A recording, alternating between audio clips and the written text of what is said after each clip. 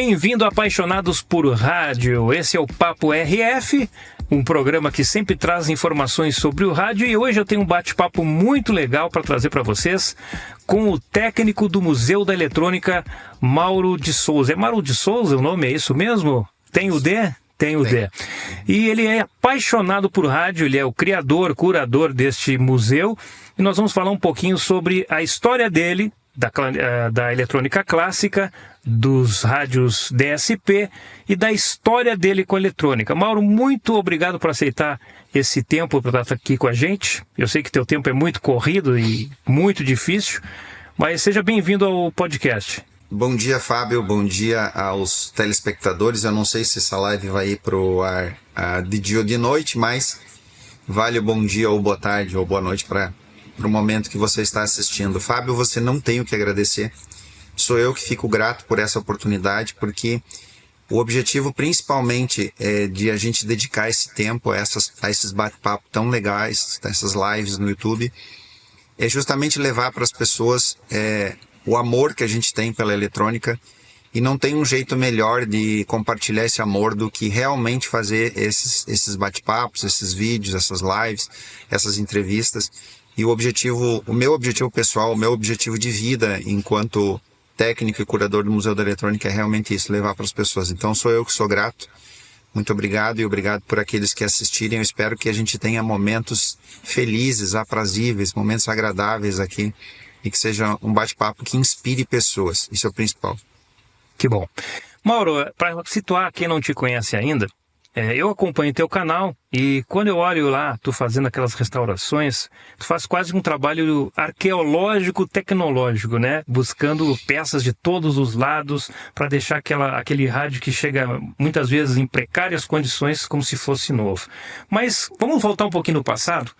Como começou essa paixão pelo rádio? Ainda menino, né? Para eletrônica, aliás. Ainda menino. Conta pra gente um pouco da tua história, onde tu percebeu que era aquilo ali que ia te levar para o teu futuro, para o teu trabalho. É muito interessante, Fábio, porque a história parece não ser minha.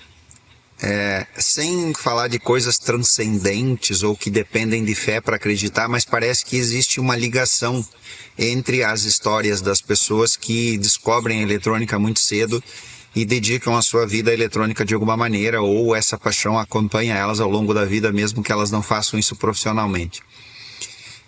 Nos anos 1970 o mundo era muito diferente do que é hoje. As coisas eram mais lentas, a tecnologia era mais incipiente. Se a família tivesse condições financeiras, ela teria um televisor, provavelmente um televisor Philips preto e branco, um Teleotto, um Telespark, sei lá, algum televisor assim fabricado no Brasil. E em 1979, eu nasci em 1970, de uma família humilde no interior, onde eu moro, ainda hoje eu moro aqui. Em 1979, eu cheguei na residência, na casa de uma pessoa mais velha que eu. O rapaz devia ter uns 18, 20 anos, eu tinha 9, ele devia ser uns 10 anos mais velho que eu. E ele mexia com rádios, ele era radiotécnico na época. E aquele dia que eu cheguei na casa dele, aos 9 anos de idade, eu descobri que aquilo é para aquilo que eu havia nascido. Então, se você me fizer uma pergunta, Mauro, o que você realmente ama fazer na sua vida? O que eu amo fazer é isso que você está vendo. É o que eu mostro nos vídeos do museu. São exatamente esses trabalhos de restauração de equipamentos antigos. É isso que me motiva, é isso que me dá... eu tenho energia para fazer isso. Quando eu levanto de madrugada, às vezes antes do sol, e eu tenho compromisso logo mais às 8 horas, para ir para a minha atividade profissional, que eu trabalho, que eu sustento a minha família, e eu vou para a bancada. O que me motiva é exatamente mexer nesses equipamentos. E quando a gente olha para um rádio, por exemplo, que a ferrugem tomou conta, em breve eu vou mostrar no canal, e eu espero que as pessoas tenham estômago forte, mas eu vou mostrar um rádio que chegou aqui com ratos dentro. Nossa. Então, é lamentável, né? E aí qualquer pessoa diria assim, mas você é maluco? Inclusive a minha própria esposa não entende muito bem isso. Você é maluco de mexer nessas coisas? E eu digo, não, mas o que eu estou mexendo não é um rádio. Como assim não é um rádio? O que eu estou mexendo é um objeto que fez parte da vida de alguém. ou talvez de mais pessoas. Em algum momento da história, um casal jovem, por exemplo, recém-casado, com muita dificuldade entrou numa loja lá nos idos dos anos 1940, 1950, 1960 e com muito esforço comprou aquele rádio e trouxe para casa, e aquele rádio ganhou um lugar de destaque. Ele foi colocado na sala da casa das pessoas. E as pessoas, quando voltavam do trabalho, ou quando acordavam de manhã cedo, aqui no Rio Grande do Sul é comum, o gaúcho acorda cedo, faz o seu mate, o chimarrão, né? E as pessoas sentavam na sala e ficavam escutando o rádio. Então, esse equipamento que chega agora na minha mão, depois de ter praticamente quase sido descartado, ele não foi destruído por algum detalhe, mas ele ia ser destruído. Então é por isso que a gente faz tanto esforço, usa um conjunto de técnicas enorme, dedica horas para desmontar, para limpar chassis e tal. E é isso que você acompanha no canal. A gente faz por isso. E eu tenho certeza que as pessoas que mandam esses equipamentos para cá e pedem a nossa ajuda para fazer restauração, eles nunca mais, pelo menos enquanto eles estiverem vivos aqui nesse planeta, eles não vão deixar mais esse equipamento ser destruído. Ele vai ocupar um lugar de destaque, ele vai ser bem cuidado e ele vai carregar nele a história que ele fez parte. Além disso, agora sim, tem um pouco de transcendental nisso. Agora vocês realmente vão me chamar de maluco, mas todo mundo que mexe com tecnologia é um pouquinho, né? É um pouquinho maluco. Eu acredito que o equipamento, ele carrega uma personalidade. Então, quando eu consigo fotos, quando eu consigo história, por exemplo, a pessoa manda o rádio para cá e diz, olha, isso aqui era do meu falecido avô, e eu vou procurar aqui, eu acho que eu tenho uma foto. E quando a pessoa me manda uma foto, é uma coisa pessoal minha, isso não é ciência, isso não é tecnologia, isso é pessoal meu. Eu acredito que aquele equipamento, ele tem uma personalidade, ele carrega uma personalidade. Eu acho que você já deve ter tido a impressão, quando você olhava, não sei hoje em dia, mas antigamente principalmente, quando a gente olhava um automóvel, por exemplo, passava um Fusca. Quando passava um Fusca, a gente tinha a sensação que a gente estava vendo o dono do Fusca. A gente não estava vendo o Fusca. A gente não estava vendo o carro. A gente estava vendo o dono do carro. Por exemplo, quando eu olho para o autorádio, motorrádio Falcão, que está aqui muito bem guardado, que acompanhou a vida do meu pai por muitos anos. Meu pai trocava de carro, mas o rádio ele não entregava de jeito nenhum. Ele tirava o Falcão, colocava no próximo, e no próximo, e no próximo. Quando eu olho para esse rádio que está aqui do meu lado, o rosto do meu pai vem na minha mente com uma força tremenda. Então, se eu entendo que esses equipamentos têm uma personalidade e eles fizeram parte da vida das pessoas, então eles merecem o meu respeito e dedicação. E mais, eu não preciso que alguém olhe o que está dentro do rádio para saber se ele está bem feito ou não. Eu faço para mim, eu não faço para as outras pessoas.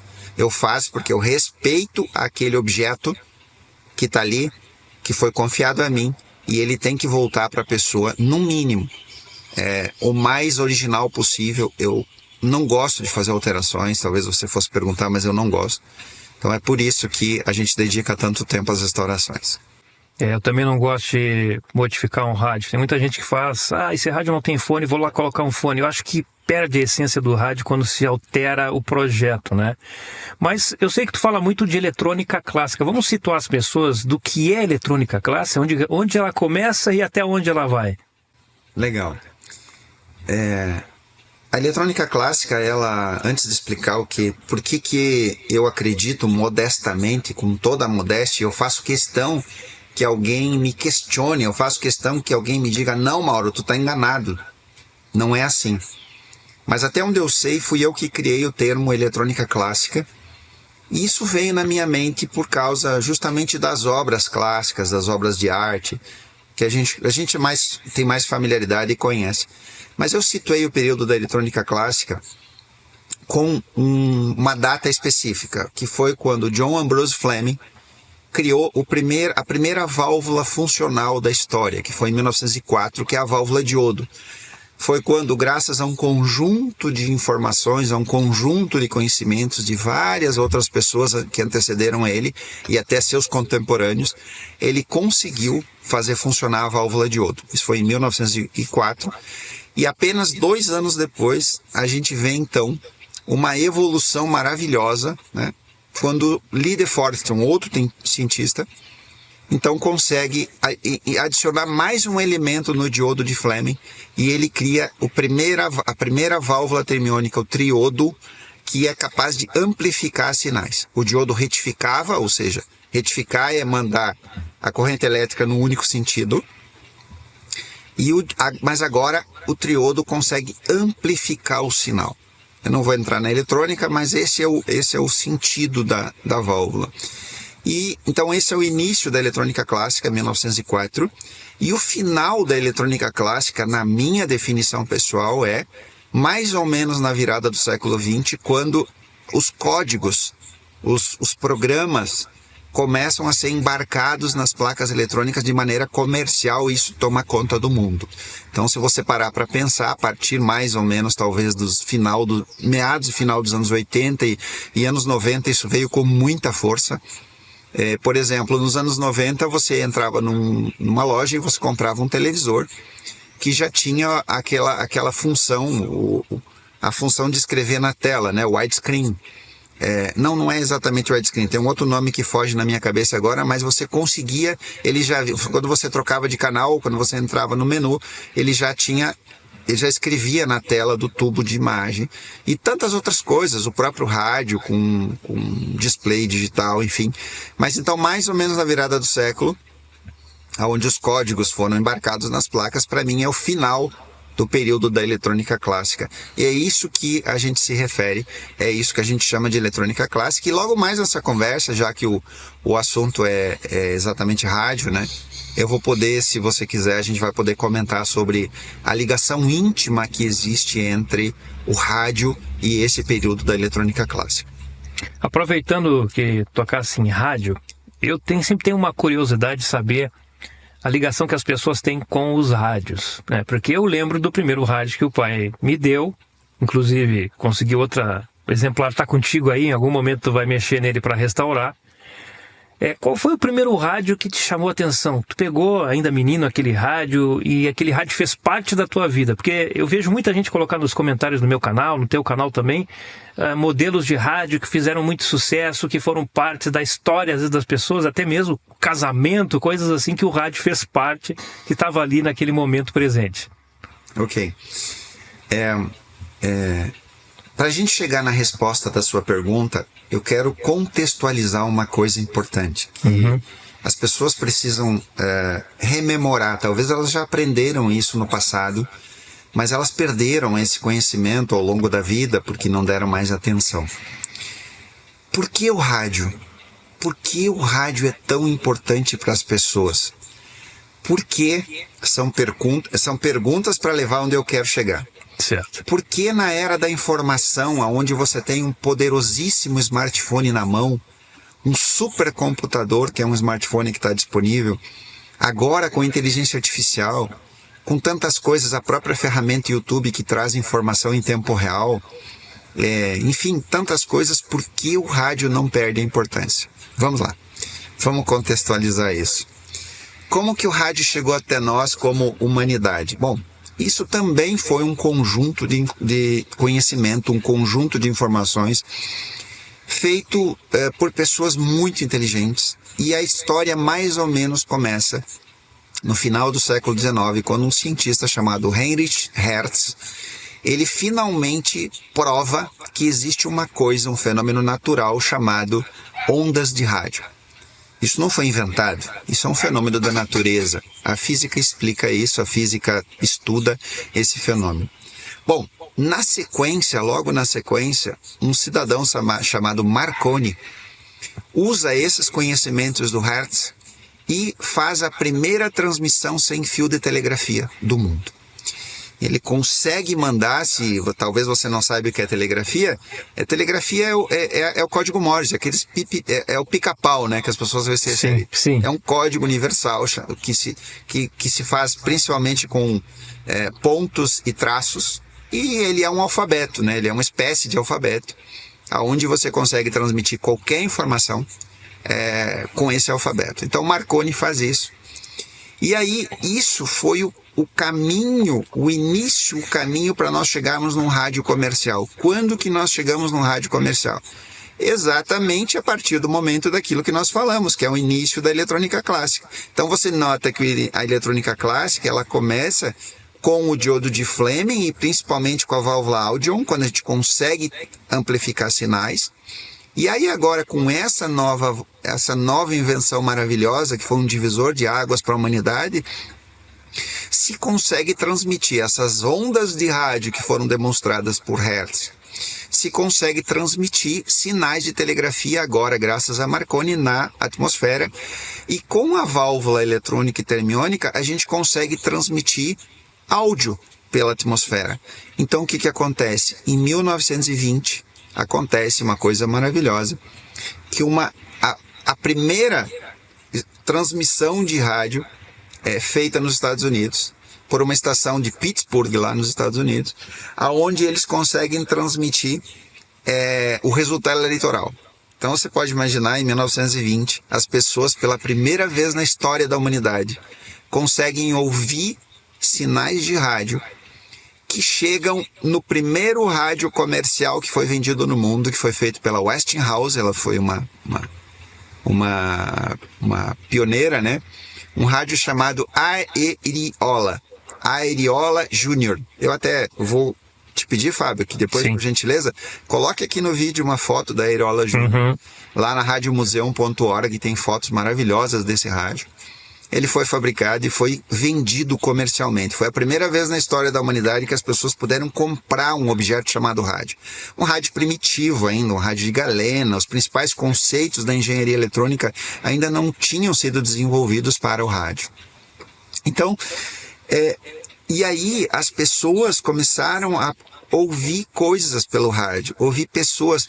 Tem-se até um relato de que nesse período algumas pessoas pensavam, mas isso é bruxaria, isso é magia? Como que essa caixa fala? Então, e o que as pessoas ouviam era uma coisa de alto nível. Por quê? Porque chegava previsão do tempo, boletins meteorológicos, chegava, como é o caso da primeira transmissão, notícias boletins eleitorais.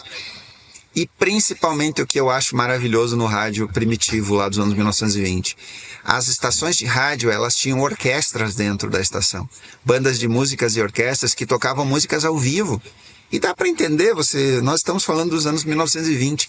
Então você imagina a beleza disso, das pessoas na sua casa reunidas ao redor do rádio, ouvindo essas coisas.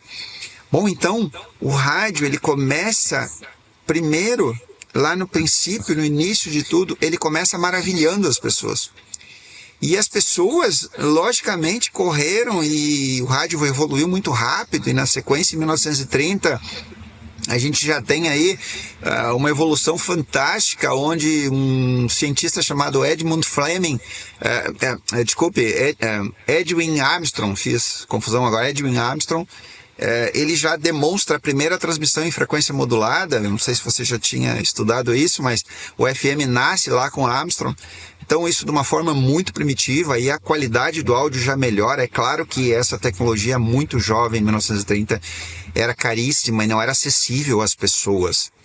O rádio, na verdade, o rádio comercial em FM, ele começa a ser acessível lá por volta nos anos 1950, onde ainda os mais abastados, é claro, né? Não a maioria da população, os mais abastados podiam comprar rádios em FM, mas as transmissões não eram 24 horas, eram horários específicos, enfim. Então, o rádio, ele tem uma ligação muito profunda com nós humanos a partir dos anos 1920. E é por isso, na minha modesta opinião, que em pleno século XXI, em 2025, em meio a toda essa tecnologia, o rádio não perde o seu lugar. E não vai perder. Não existe projeção mais futurista que seja do rádio perder a sua projeção e importância para o ser humano. Agora, voltando para a sua pergunta inicial, qual foi o rádio que marcou a minha vida quando eu era criança? Bom, não foi exatamente no início.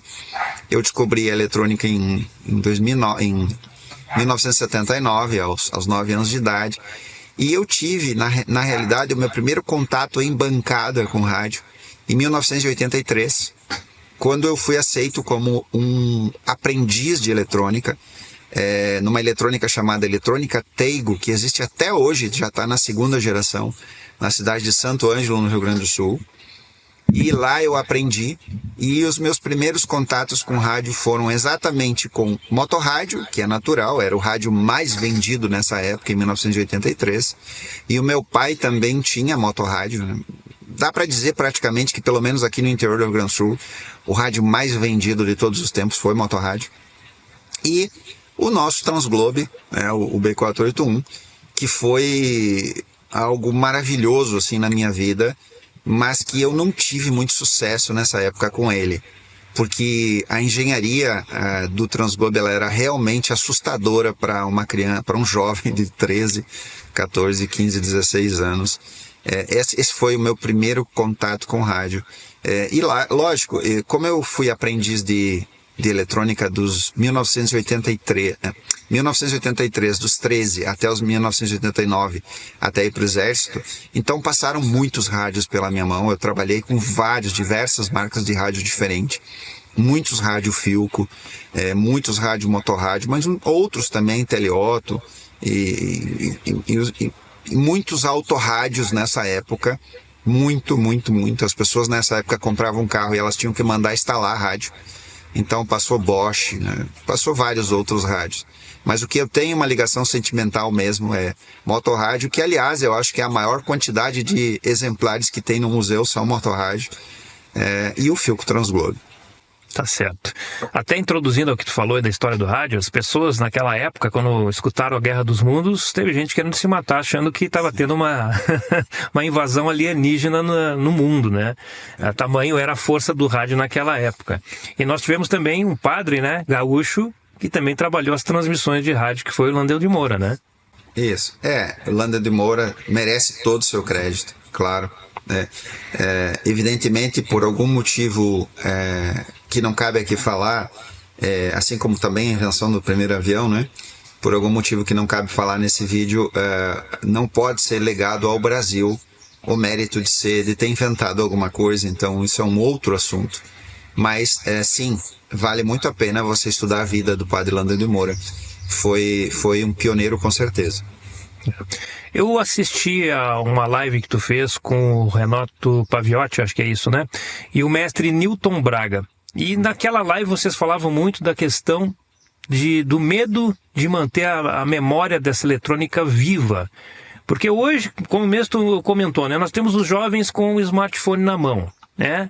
E tudo é descartável. As pessoas, essas novas gerações cresceram com o compra e joga fora, compra e joga fora. Eles não têm o carinho que nós temos pelos equipamentos, de tirar o pó, de cuidar, porque a gente sabe que tem uma história por trás desse aparelho. Hoje está tudo tão descartável assim.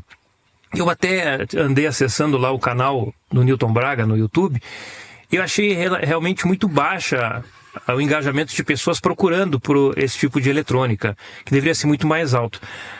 Consegue ver nessas novas gerações algo que possa a gente imaginar que elas vão preservar essa história que tu está criando aí com o Museu da Eletrônica?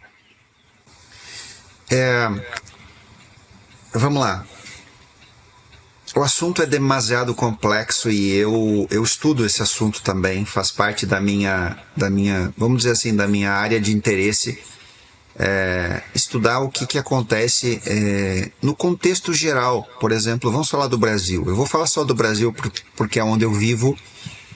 Não é uma coisa só do Brasil, é uma coisa que acontece a nível mundial. Mas o que a gente nota, pelo menos no país que eu vivo, as melhores pessoas, as pessoas mais inteligentes, as pessoas mais humanas, as pessoas que mais se preocupam com as outras pessoas, com o social, com a moral, com a ética, com os bons costumes, com a família, com a religião, com a cultura, com a história, essas pessoas não ascendem ao poder. Parece ser o contrário. As pessoas boas ficam longe desses círculos. E a gente sabe pelo contexto histórico da humanidade que quem dita as regras de uma sociedade, via de regra, é quem tem o poder. Porque se você, por exemplo, tem toda a mídia se você tem todos os meios de comunicação a seu dispor, vamos falar do rádio, por exemplo, e agora eu vou fazer um link importante.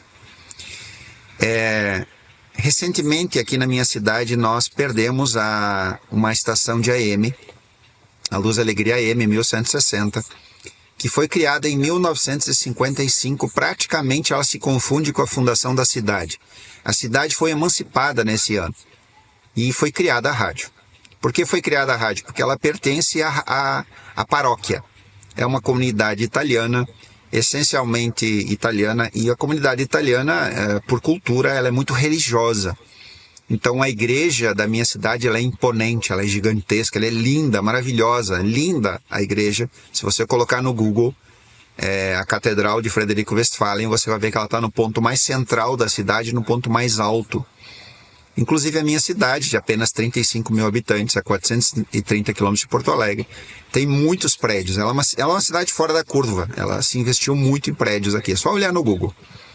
Mas você vai ver que nenhum desses prédios passa da altura da torre da igreja. Por quê? Porque é uma cultura daqui.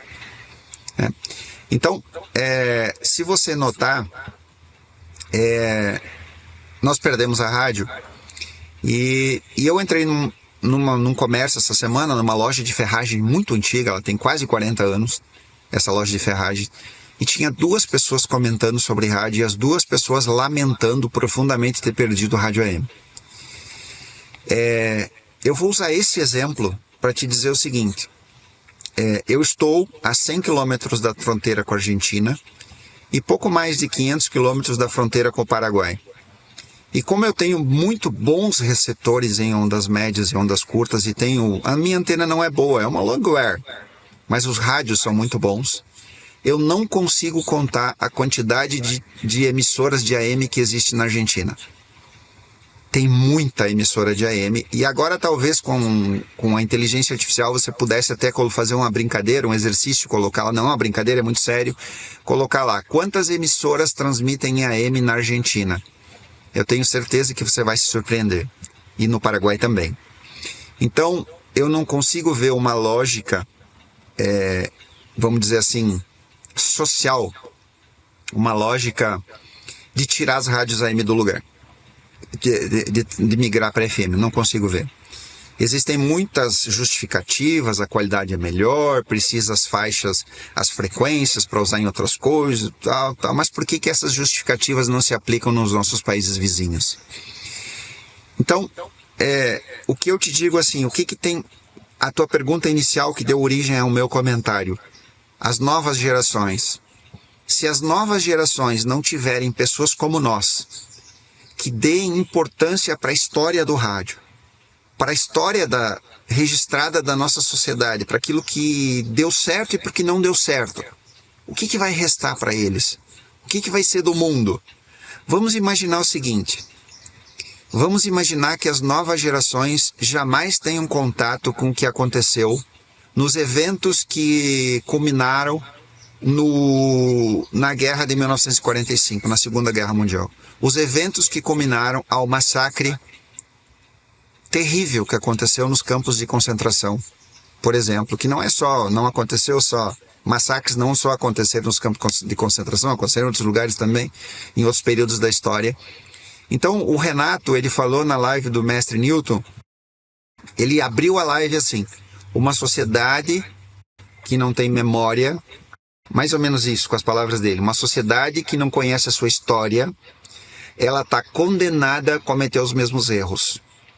Isso é uma das coisas que me motiva como cidadão, como pai, eu tenho 3 filhos, a tentar fazer um esforço, a colocar minha energia para, pelo menos no quesito eletrônica clássica, despertar nas pessoas uma coisa essencial que é: o mundo não é isso que se apresenta no século XXI.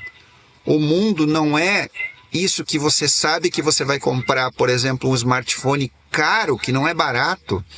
Vamos fazer uma comparação simples. Quanto custa o smartphone mais barato no Brasil? Sei lá, R$1.000. Deve ser mais ou menos por aí, né? Em torno de R$1.000 um smartphone mais barato no Brasil.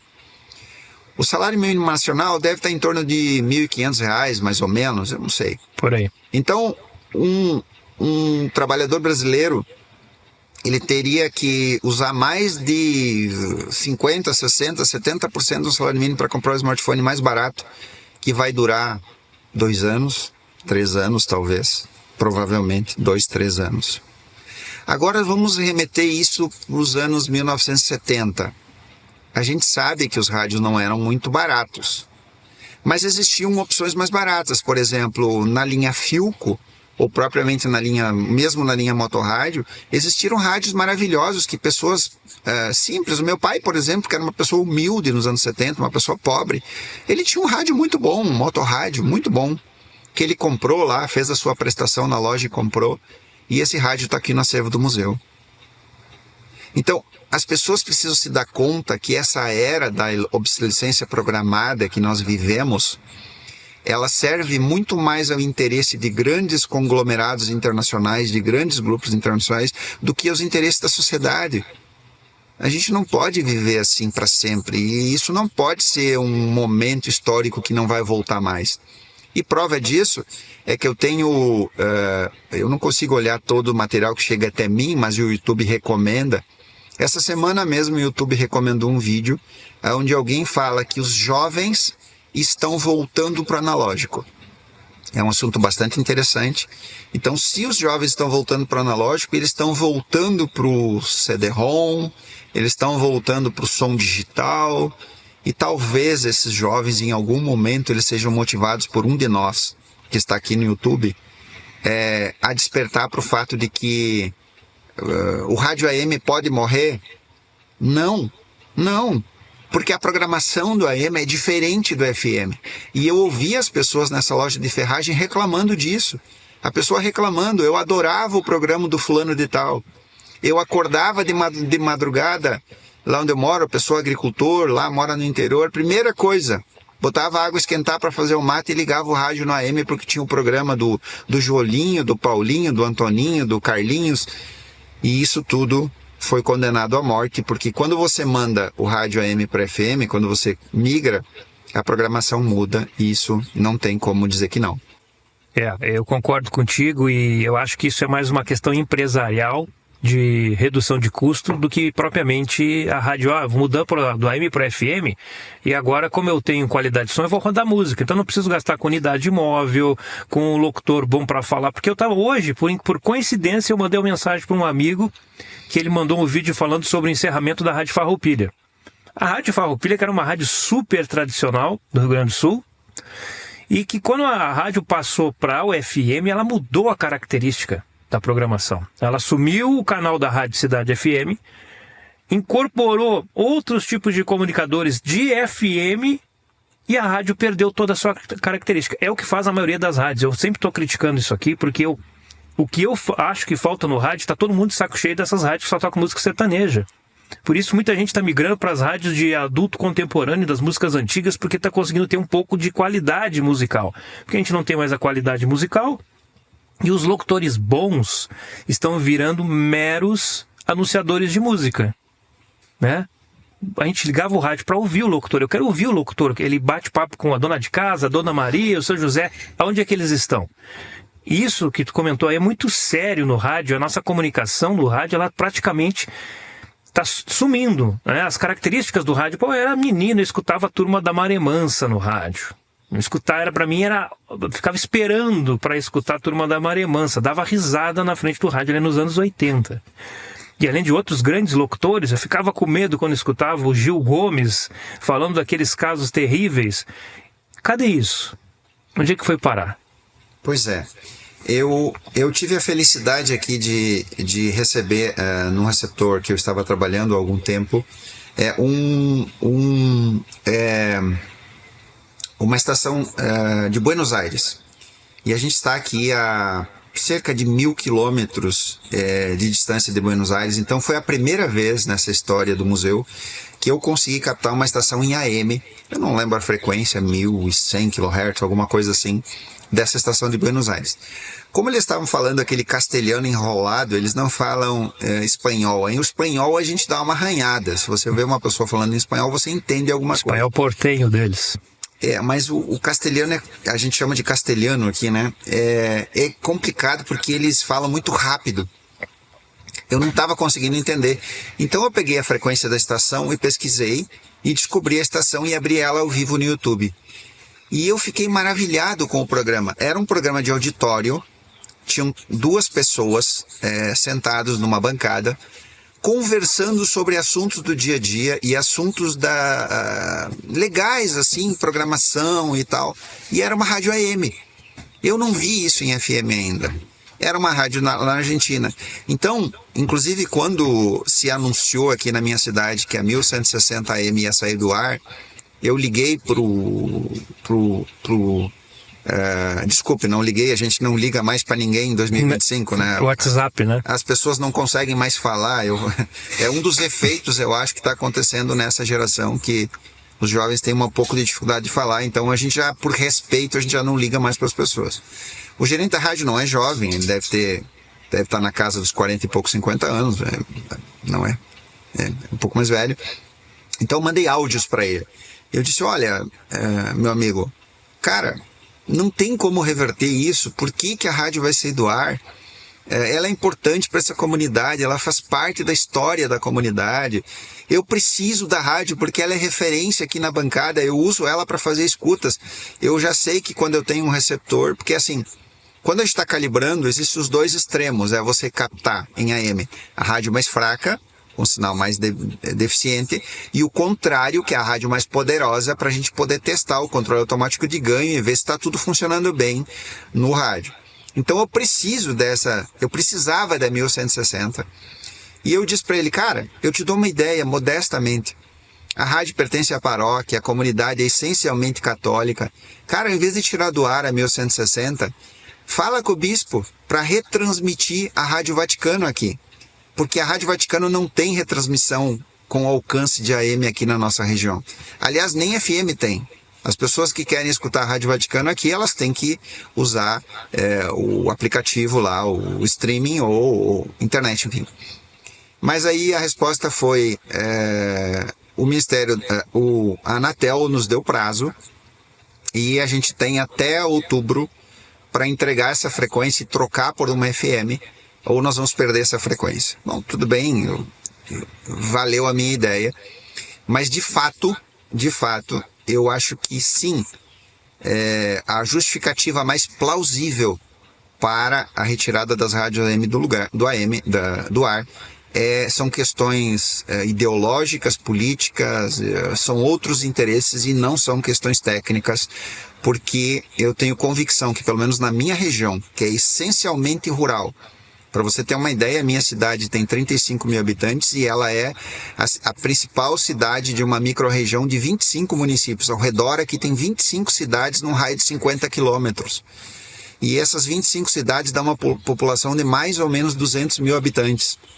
Então eu tenho convicção que existia sim muita audiência para AM aqui, mas infelizmente é uma coisa que a gente não tem como lutar contra, né?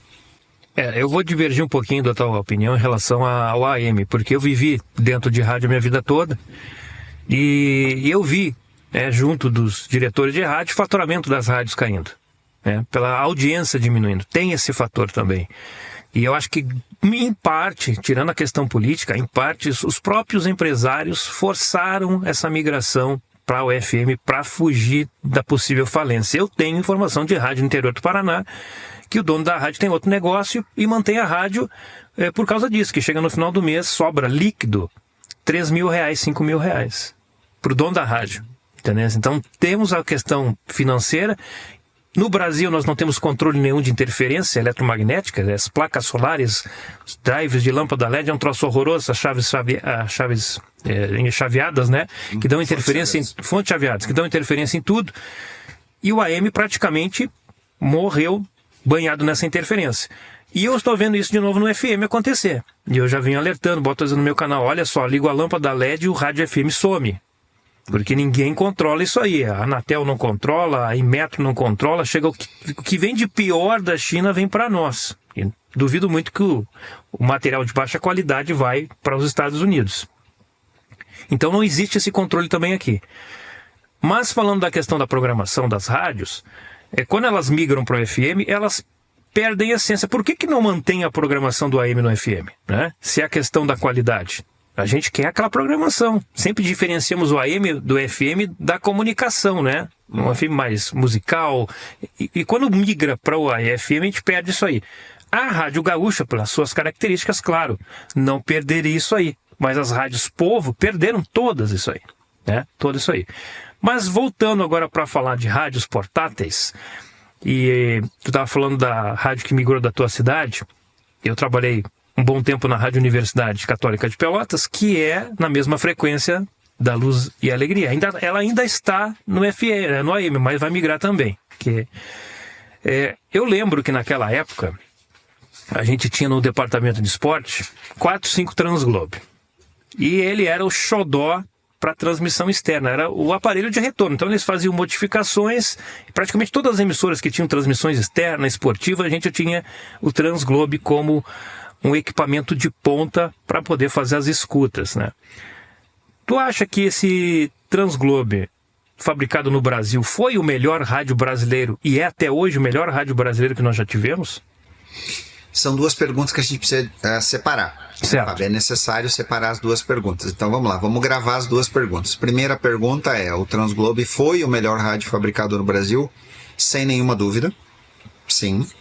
Segunda pergunta: ainda é o melhor rádio? Não. E eu vou explicar agora. Vou abrir as duas respostas. Ok. Por que o Transglobe foi o melhor rádio fabricado no Brasil? O primeiro Transglobe B481 começou a ser fabricado em 1973 e a gente tem aqui num exemplar de primeira produção. Eu não mostrei ainda, eu vou me motivar com essa live e vou mostrar, talvez nos próximos dias, nos próximos tempos, o Transglobe de primeira produção. Por que ele é o melhor rádio fabricado no Brasil? Vamos primeiro ao contexto.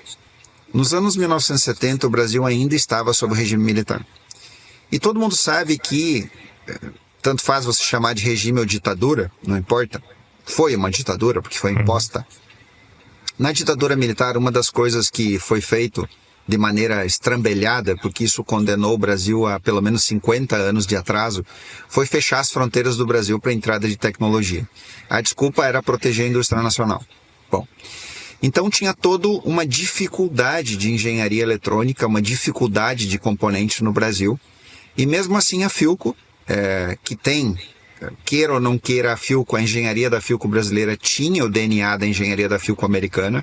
A história da Philco é uma história maravilhosa, é uma empresa centenária que merece a gente estudar ela. Mas no Brasil, claro, ela se abrasileirou, vamos dizer assim, né? Ela se virou uma empresa brasileira. E apesar do que poderia ter sido melhor, sim, tem coisas na engenharia do B481 que poderiam ter sido melhor. Só que depois que alguém faz a primeira vez, fica fácil da gente fazer, fica mais fácil da gente fazer uma análise e ver, olha, não, mas aqui, se eu colocar aqui um filtro cerâmico, se eu tirar uma bobina, se eu colocar aqui, se eu mudar um pouquinho a polarização, se eu mudar os transistores e tal, eu vou melhorar ele, que é o que a gente faz hoje com relativa facilidade. Mas na época, ele ganhou o título de o Rei dos Rádios do Brasil e sem dúvida ele merece, sim. O Philco B481, chamado Transglobe, foi o melhor rádio fabricado no Brasil, sem nenhuma dúvida. A tal ponto de que, mesmo deficitário, hoje, por exemplo, chegam aqui para nós rádios em condições bem ruins, que sofreram, foram expostos aos elementos, estão sujos, alguém borrifou WD-40 lá dentro. Sabe? E ainda assim os rádios sintonizam estações. Então sim, ele é um projeto que merece o nosso respeito, e a prova disso é que em 2025 a gente já mostrou aqui no canal, existe uma playlist lá no canal chamada Restauração de Rádios Philco Transglobe, que tem lá, acredito que quase 100 vídeos. Eu fiz até um vídeo para comemorar o B481 número 100 que a gente restaurou aqui. E se você olhar as escutas desses rádios, você vai ver que para um rádio que tem mais de 40 anos de idade, ele faz escutas maravilhosas. Eu tenho aqui rádios DSP, e depois nós vamos falar sobre isso, vou até dar algumas dicas, se for o caso. E eu também faço escutas com receptores DSP. E assim, as escutas que eu faço com o Transglobe, elas são superiores ao DSP. Por quê? Porque a tecnologia analógica é a tecnologia original do rádio. Então o rádio nasceu de forma analógica, né? E ele sim, merece o título de Rei dos Rádios do Brasil. A sua segunda pergunta agora é se ele ainda é o melhor rádio fabricado no Brasil. Não, ele não é mais o melhor rádio fabricado no Brasil. Por quê? Porque qualquer rádio fabricado no Brasil hoje, ele vem da China. Então ele não é mais um rádio brasileiro, né? Ele é um rádio que alguém... Vamos imaginar o seguinte, a gente tem aí uma fábrica, eu acho que existe ainda, né? Uma fábrica chamada Companheiro, se não me engano. Fechou esse mês passado. É lamentável, né? Lamentável, enfim. Então, existe agora a Motorrádio não tinha voltado? Não, foi assim, ó. A Companheiro vinha trabalhando com receptores. Eu falei com a proprietária, ela vinha garimpando componente para montar seus rádios. E foi dificultando cada vez mais com os rádios baratos da China. Aí chegou um empresário mineiro e comprou a marca Motorrádio da Motobras, que herdou a que herdou a marca, né? Sim. Só que quem fazia os rádios era a Companheiro. Então a qualidade dos rádios era da Companheiro. Eu não sei se a Motobras vai voltar, porque eles lançaram óculos com a marca Motobras, que não tem nada a ver com aquilo que é o objetivo da marca, né? Uhum. Então nós temos hoje rádio sendo fabricado no Brasil, Motobras. Pois é. E eles não são brasileiros, né? Então a sua pergunta ela já se encerra na própria pergunta, né? Porque a gente não produz mais, né? Agora, se você mudasse a pergunta e você dissesse, Mauro, na sua opinião, hoje, se a pessoa quisesse comprar um rádio na China, bom, aí tem algumas dicas, né? Mas jamais, não dá para dizer que é um rádio brasileiro. Certo. Agora vamos falar um pouquinho, tu tem falado aí de recebendo verdadeiros monstros para reformar. Qual foi aquele rádio, até hoje, que chegou para ti, que tu aceitou? Não, vou trazer esse rádio para resolver o problema dele. Tu abriu a caixa e tu disse, putz, por que eu aceitei esse rádio? Não, vou deixar ele de lado. Aí tu olha de novo para ele, não, vou dar uma chance para esse rádio. Qual foi esse rádio assim que acabou te deixando careca? Bom, eu não consigo dizer um. Eu vou ter que te dizer que são vários. Vários. São vários. E a melhor resposta, talvez, para sua pergunta é o seguinte. As pessoas que estão assistindo essa live, em primeiro lugar, precisam saber o seguinte. As pessoas às vezes me perguntam assim. Alguns assistiram a live com a última que eu fiz, com o Mestre Newton, e elas perguntaram, mais de uma pessoa entrou em contato e perguntou, você aceita rádios para fazer restauração ou você só restaura o acervo do museu? E as pessoas precisam saber disso. Sim, a partir da pandemia, a partir do lockdown, de 20 de março de 2020, que foi quando eu publiquei o primeiro vídeo do canal do museu, o efeito natural de colocar os trabalhos, não era a minha intenção fazer restauração para outras pessoas, mas foi um efeito natural. As pessoas começaram a ver os vídeos que eu publicava, sim, restaurando os equipamentos do acervo do museu, e começaram a pedir minha ajuda. E como a missão do museu, desde que eu constituí ele, é resgatar, restaurar e preservar, então eu vi nas pessoas que sim, que poderiam aumentar o meu trabalho de resgate, de restauração, que sou eu que faço, mas o resgate e a preservação fica por conta das pessoas. Então o Fábio, que nunca... Um exemplo, né? Vou usar o Fábio. O Fábio não tinha essa pegada assim, eu sempre usei rádios, mas nunca pensei em pegar um rádio destruído, velho, e restaurar e colocar no meu salão de festas, no meu lugar agradável da minha casa para mostrar para os meus amigos, seja para colocar um Bluetooth e botar o programa que você quiser, não importa, a música que você quiser. O Fábio assiste um vídeo do museu e se motiva. E aí o Fábio lembra que lá no sótão, perdido lá, nunca mais tinha lembrado disso, tem um rádio do seu avô, que está perdido lá. O coitado está enferrujado, as baratas fizeram ninho dentro, tá em péssimas condições. Bom, manda para mim? Eu aceito. Sim, eu aceito. Por que eu aceito, Fábio? Porque pelos mesmos motivos que eu falei no início da nossa conversa. Exatamente os mesmos motivos. Porque esses equipamentos já foram massivamente destruídos. Porque talvez se eu não aceitar, a pessoa não vai ter outra oportunidade de fazer isso. Porque infelizmente também na profissão de eletrônica, como existem tantas outras profissões, às vezes eu vejo situações lamentáveis aqui. Uma pessoa aqui da minha cidade mandou um rádio Telefunk maravilhoso. Um rádio fabricado na Alemanha em 1950 com FM, para você ter uma ideia. Um rádio hi-fi. Eu vou mostrar no canal algum dia. Mandou para alguém em algum lugar fazer restauração. Ele confiou na pessoa e a pessoa cortou a tampa traseira e adaptou um módulozinho daqueles chineses com um pendrive. Meu Deus. Então eu, de certa forma, eu aceito que eu tenho uma missão. E aí chega coisas aqui em condições bem ruins mesmo. Mas como é que eu concilio, como é que eu resolvi isso, Fábio? Para não me gerar angústia, para não me gerar problemas. Antes de aceitar qualquer trabalho de restauração, a pessoa precisa aceitar os meus termos. Quais são os meus termos? Eu peço foto detalhada do equipamento. Eu peço o máximo possível de informações sobre o equipamento. E eu mando para a pessoa um contrato e mando vídeos para a pessoa entender que aqui existe uma fila.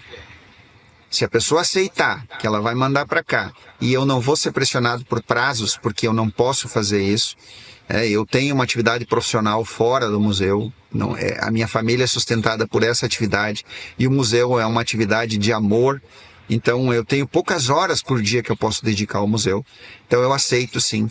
Mas voltando à sua pergunta original, tem equipamentos que chegam aqui em situação deplorável e é fácil de você ver isso, é só ir lá nas playlists do canal que você vai selecionar lá vários rádios bastante judiados e bastante destruídos. Aproveitando o teu gancho, recentemente tive um comentário num dos meus vídeos que eu não recordo qual é. Ele disse, não, eu estou acompanhando teu canal e me deu vontade de usar o rádio de novo. Eu tenho um Transglobe aqui, está guardado lá em cima no sótão, que era do meu pai. Há muitos anos, eu vou tirar a poeira e vou ligar ele. Eu disse, não faz isso, não liga. Passa para um técnico bom para dar uma revisada antes, porque no ligar pode destruir o equipamento, né? Só a questão da oxidação e outras coisas mais. Aí eu fico imaginando assim, muita gente não sabe qual é o teu cronograma. Recebeu um rádio ali dos anos 60, 70, às vezes sem esquema, sem manual, sem nada. Como começa a análise até chegar ao processo de ligar ele? Ok, é uma pergunta importante e ela é respondida lá nos vídeos também. Porque se você escolher, por exemplo, qualquer playlist qualquer uma daquelas que está lá, de 9, 10, 12, 11 vídeos, você vai notar na linha do tempo que eu ligo o rádio quase que no final do processo. Quase que no final. Por quê? E agora é importante as pessoas entenderem. Existe uma diferença muito grande entre conserto ou reparo e restauração. Restauração é bem diferente de conserto ou reparo. O que é um conserto ou um reparo? Um conserto ou um reparo é você trabalhar naquele equipamento que está em boas condições, vamos dizer assim, estéticas, né? ou estruturais, ou a eletrônica está ok, não tem oxidação, não foi colocado óleo lá dentro, não espirraram WD-40 nos potenciômetros, ou seja, o óleo que você quiser, não entrou insetos, não entrou baratas, enfim, fisicamente ele está em boas condições. Esse equipamento, quando ele chega na bancada, a gente pode usar técnica, a gente pode usar medição e ver que não tem nenhum curto-circuito, que não tem nada que vai alimentar ele, que vai causar mais problema, que vai aumentar o problema. Isso é um reparo, isso é um conserto, né? Ou, por exemplo, já aconteceu, um rádio restaurado voltou para o seu proprietário, o proprietário usou por um tempo, e depois ele disse, olha Mauro, arrebentou o cordão. Eu estava usando, arrebentou, eu vou dizer, prontamente, embala novamente, me manda de volta, e isso é um conserto, é um reparo, é uma assistência técnica. Uma restauração é quando o equipamento não está em boas condições. Ele não pode ser ligado, e é por isso que eu não ligo. Então, às vezes, as pessoas me mandam assim, áudios ou vídeos, ou escrevem, eu tenho aqui um rádio tal e ele está funcionando. E eu até criei, por causa disso, um texto padrão que eu mando para as pessoas para explicar o que significa funcionando. Vamos imaginar o seguinte, você tem um rádio que está funcionando, entre aspas, mas ele só pega a estação de FM mais potente da sua cidade. Bom, o rádio não está funcionando. Ele está ligando, né? Ele pode ser que ele esteja até funcional, que é uma coisa diferente de funcionando. Funcionando está funcionando na sua plenitude.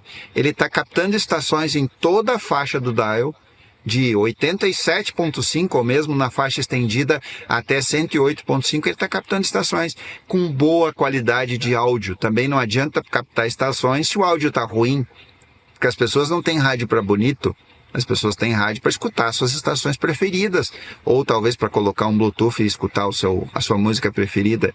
Então, tem que se pontuar bem a diferença entre restauração e reparo. Tem que se pontuar bem. Isso que você falou é fundamental. Em radioreceptores que trabalham com baixas tensões, isso é importante. Baixas tensões, pilhas, 3 volts, 4,5 volts, 6 volts, 12 volts, baixa tensão. Receptores de baixa tensão. O dano de ligar um receptor em baixa tensão não é tão expressivo, não é tão significativo.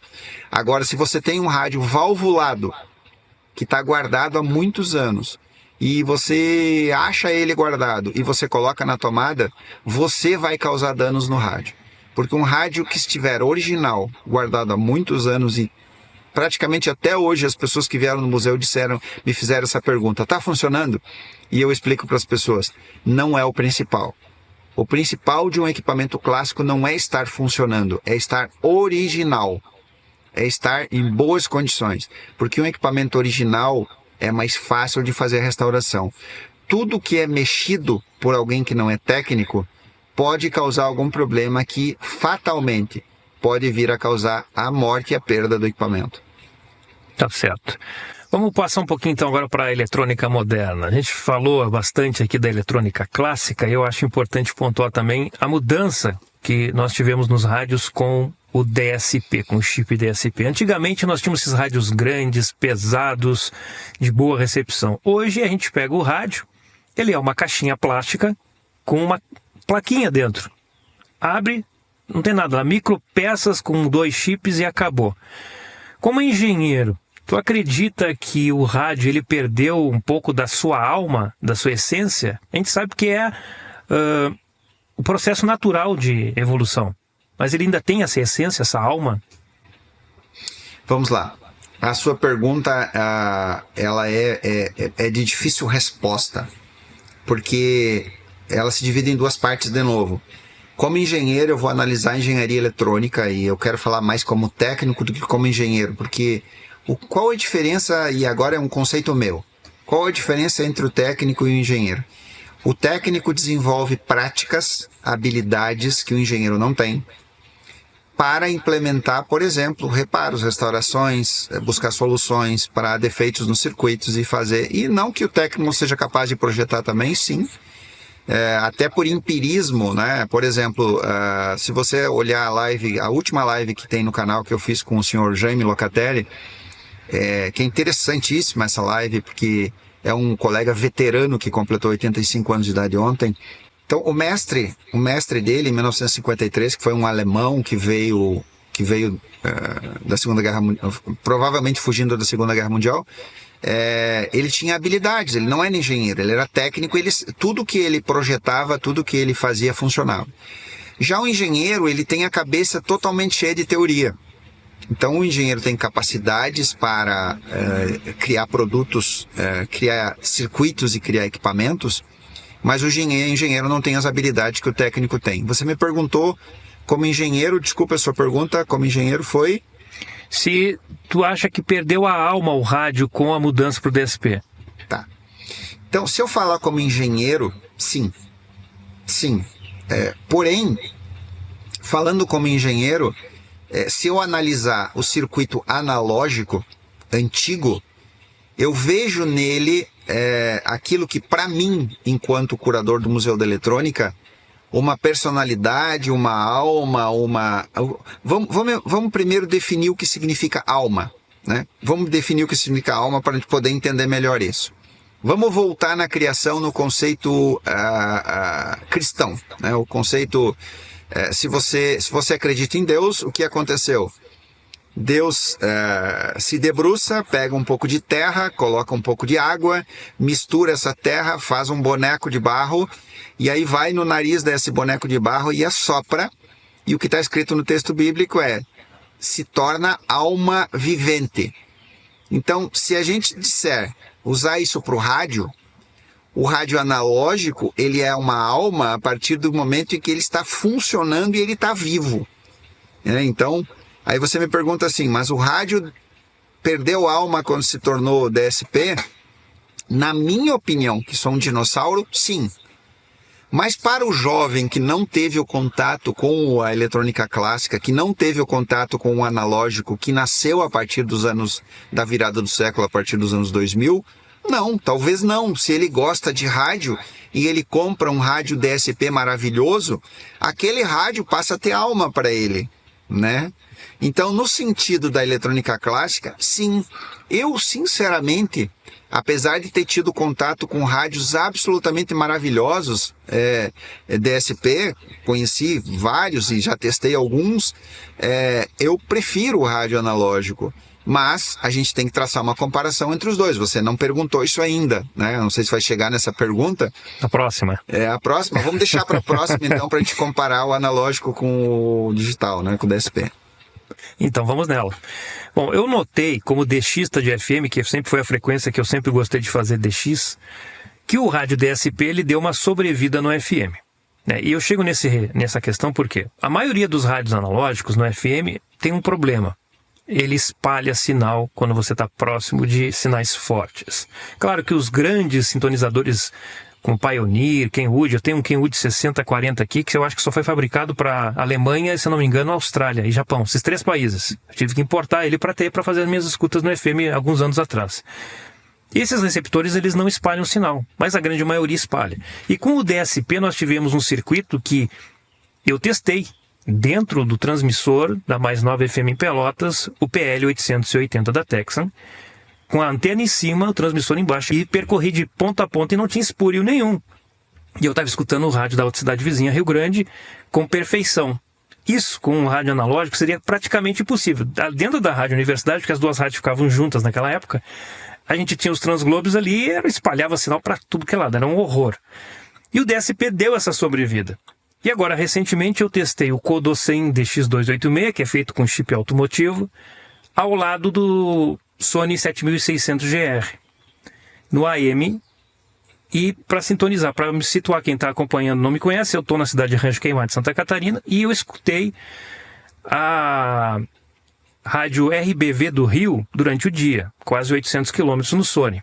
Estendi a antena do Kodo 100, porque ele também tem a antena telescópica para AM, porque na de ferrite não estava funcionando nada, não pegava nada. Liguei o pré-amp dele com a antena telescópica e ele conseguiu também escutar o sinal do Rio de Janeiro durante o dia no AM. Minha pergunta é, tu acredita que o DSP está se aproximando dos rádios analógicos, especificamente nessas bandas de AM e ondas curtas, já que no FM ele já demonstrou ser superior?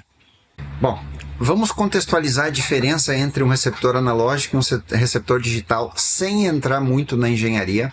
A gente não pode entrar muito na engenharia, porque senão isso aqui vai virar uma aula de engenharia e não uma live. Mas a gente pode resumir o seguinte.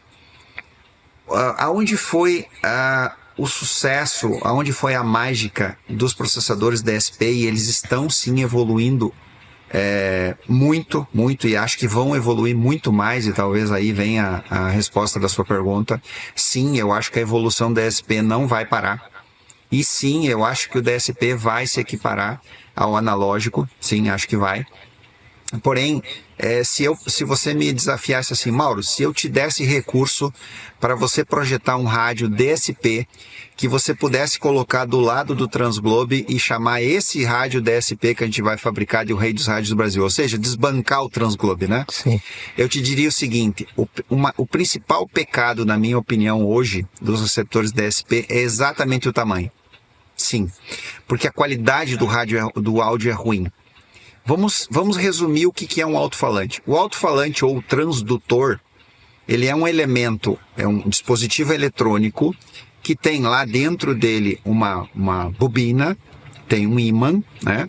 Tem um ímã, normalmente um ímã natural fixo e uma bobina que, quando passada por uma corrente elétrica, que é o áudio propriamente dito, são os sinais de áudio, corrente alternada que é aplicada na bobina, faz com que o cone vibre, ele joga esse cone para frente ou para trás, e isso gera ondas mecânicas que se propagam no ar, que chegam no meu ouvido, no ouvido humano, que faz o contrário. Ele pega essas ondas mecânicas e converte em sinais elétricos e manda para o nosso cérebro. Não tem como você pensar, e eu vou pegar aqui um receptor DSP que eu gosto muito, talvez você não mesmo que você não perguntou, eu gosto muito desse receptor. X-Data D808. Tá? É o meu rádio DSP de referência que eu uso aqui na bancada. Inclusive, eu uso ele para fazer comparações com os analógicos. Ele é o meu rádio de referência. Alguns analógicos ganham dele em sensibilidade, sim, mas principalmente o que os analógicos ganham dele é em qualidade de áudio. E principalmente o Transglobe. Por quê? Lógico, você tem lá um alto-falante enorme no Transglobe, né? Então você tem uma conversão de sinal elétrico de áudio em ondas mecânicas na atmosfera que chegam ao meu ouvido muito maior. Você tem uma qualidade muito maior. Além disso, quando você fala de um alto-falante fabricado nos anos 70, 80, de baixa potência, é um alto-falante que tem um cone muito macio, ele tem uma aranha muito macia. Então, se você está ouvindo o áudio, por exemplo, de uma estação, a música do seu rádio, num rádio analógico antigo, é literal que você vai ter uma impressão sonora mais agradável do que um rádio DSP. Um outro rádio DSP que eu gosto muito é esse aqui, o PL310ET. Eu gosto bastante desse rádio e, apesar de ser um receptor que eu gosto, peca no mesmo quesito, exatamente no mesmo quesito. Como que você vai querer que um alto-falante desse tamanho tenha uma boa qualidade de áudio? Então, não é o que acontece hoje, mas se você talvez pegasse o melhor chip DSP que existe hoje, de melhor qualidade, talvez um rádio feito pela própria Texan, e você conseguisse colocar isso numa caixa maior, que ia ficar sobrando uma quantidade gigantesca de espaço, mas você conseguiria talvez adaptar um outro amplificador de áudio, né, de uma outra qualidade melhor que o amplificador de áudio desse receptor, e você teria uma qualidade de áudio muito melhor. Bom, aí você fez essa pergunta, eu entrei no assunto do alto-falante, entrei no assunto do áudio, e você falou do 7600GR. Bom, parte da sua pergunta foi que o rádio analógico, você explanou que o rádio analógico espalha na sua expressão, né? No FM. Espalha no FM. O espúrios. Espúrios. Bom, isso pode ser, a gente precisa aprofundar isso na engenharia eletrônica, mas isso pode ser uma característica de receptores não muito bem projetados. O próprio circuito do Transglobe é um circuito primitivo, feito numa época difícil, onde era difícil a importação, como eu falei. Então eles fizeram o que era possível fazer naquela época. Tanto é que dá para melhorar muito, mas muito, a sensibilidade e a seletividade do FM do Transglobe, não só no AM, eu nunca mostrei no canal, mas existem experiências que podem ser feitas no canal de FI e de FM do Transglobe, que ele fica muito mais seletivo do que ele é, né? Bom, aí você cita o Sony 7600GR, que é esse receptor. Maravilhoso. E agora eu vou falar uma coisa que eu espero que fique registrado para todos aqueles que assistirem esses vídeos. O Sony 7600GR é o melhor receptor analógico de todos os tempos. Se você tem esse rádio, Não venda por dinheiro nenhum. Não vendo. Esse eu sempre falo no canal, não vendo. Trate ele muito bem, muito bem. A gente já fez alguns. Esse aqui está aqui para trabalhar, ele não é meu. Ele é de uma pessoa que enviou. Geralmente ele apresenta problema no display, alguma coisa relacionada ao display, a película polarizadora. Às vezes a pessoa deixa no seu escritório em cima da mesa e a incidência dos raios solares acaba prejudicando o display. É um receptor absolutamente maravilhoso e jamais será fabricado outro com a qualidade desse receptor. Mas existem outros. Por exemplo, eu tenho que falar, logicamente, vocês já me viram falando outras vezes no canal, mas eu tenho que falar do melhor receptor analógico que já foi fabricado depois do 7600GR, que é o Degen DE1103PLE. Esse rádio é simplesmente fantástico. Não existe mais. Ele foi substituído e é bom você prestar atenção nisso. Não vá lá no AliExpress, no Mercado Livre e compre um Degen 1103 DSP. Você vai se decepcionar. Não é um bom receptor. Inclusive existe uma ideia de que quando a Degen, por algum motivo, descontinuou esse analógico, que você pode reconhecer porque ele está escrito PLL aqui, né? Sim. É assim que você reconhece ele. Quando a Degen descontinuou esse rádio e ela fez o DSP, foi um fracasso tão grande de venda a nível mundial e uma enxurrada tão grande de crítica que a empresa... Hoje eu já nem sei mais se é a própria Degen que fabrica o que tem à venda aí. Olha aqui, ó, que eu tenho aqui, ó. O DSP que eu não apresentei no canal ainda, comprei, tá na caixa, ainda não apresentei, porque eu quero que o tempo me ajude para mim fazer vários testes com ele. Mas já tá me dando a resposta aqui. Desculpa, pode editar o vídeo e tirar essa parte. Não, eu acho que tem que ficar, eu acho que essas informações são importantes. Eu já vi reviews de canais estrangeiros que ele não é tão diferente assim em recepções de FM. Mas a AM ondas curtas eu não sei, então tu já tá dando a resposta em relação a isso aí. As críticas foram exatamente em AM, desculpa, eu não dei a informação completa, tá? As críticas foram em AM, e aí, claro, que existe aquilo que você já sabe, que você já deve ter falado no canal, se não me engano eu já vi você falando no canal, que é desagradável aquelas paradas, né? Aquelas cortes no áudio que o DSP faz. Tá? Então, vamos lá, vamos pensar. Vamos imaginar aqui uma situação hipotética que você me desafiou a criar um novo rei dos rádios do Brasil e a gente pegou um DSP da Texan lá, um PL880, e a gente tirou a caixa de dentro e a gente pegou uma caixa maior, a gente colocou um alto-falante maior, a gente colocou um amplificador melhor, e agora a gente criou um novo rei dos rádios do Brasil, a gente abrasileirou o PL880, né? O que mais que a gente podia fazer para melhorar ele? Realmente superar isso do DSP, tirar esses intervalos e de propósito enfiar lá dentro um chiado no meio das estações. Enfiar um chiado, de propósito. Agora nós vamos tirar aquelas pausas e nós vamos... Eu usei o termo enfiar porque ele é pejorativo ficou mesmo, sensacional, né? Ficou sensacional. Nós vamos meter lá dentro dos intervalos do DSP, a gente vai mexer no código do chip e agora quando eu trocar de estação ele vai fazer o tsh, e agora quando eu estiver no AM e eu estiver procurando umas coisas... Então a gente vai fazer realmente um novo rei dos rádios do Brasil que vai atender as nossas expectativas de ser um rádio que vai superar. No caso aqui, claro, veja, eu não falei isso ainda, é preciso falar. Às vezes as pessoas comentam lá no canal e até me perguntam qual o melhor rádio entre o Transglobe e vamos dizer assim, o Degen DE1103PLL. E a minha melhor resposta é, você não pode comparar alhos com bugalhos. Eu não sei se essa expressão é conhecida no Brasil. Aqui... Comparar alhos com bugalhos é comparar uma coisa que não tem nada a ver com a outra, né? O nome é rádio? Sim. Ambos são analógicos? Sim. Mas a engenharia é absolutamente diferente. São mundos diferentes de engenharia. Quando a Sony, por exemplo, projetou o 7600GR, a gente está falando nada mais, nada menos de uma engenharia que começou a popularizar o rádio no mundo. Os japoneses, logo depois da Segunda Guerra Mundial, eles precisavam se levantar de alguma forma.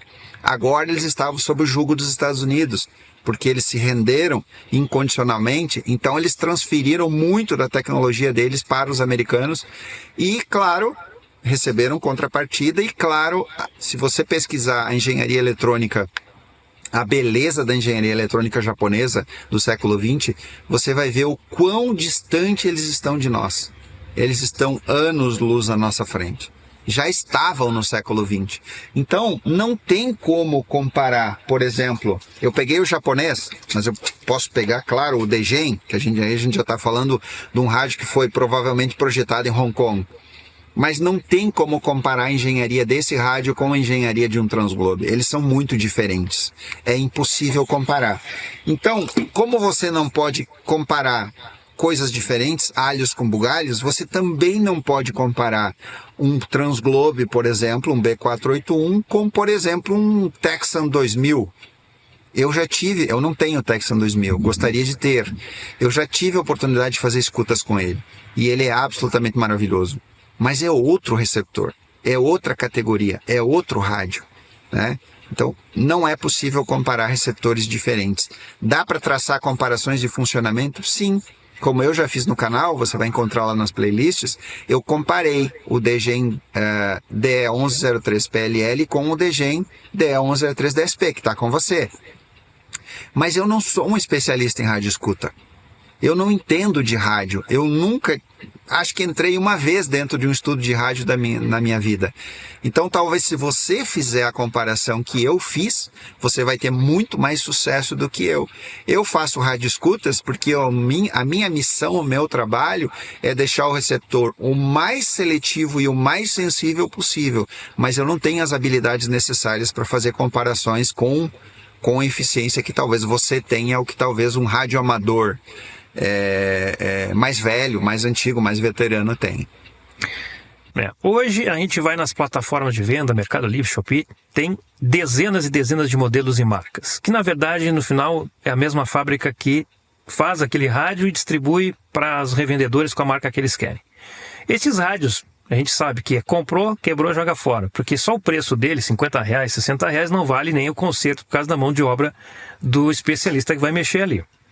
Mas a gente falando de rádios mais top de linha, como o Texan PL880, que eu tenho há 12 anos no uso, né? Ele só tem algum probleminha ali nos volumes ali, que está pulando as frequências por causa de uma sujeirinha ali, que é a questão de limpeza.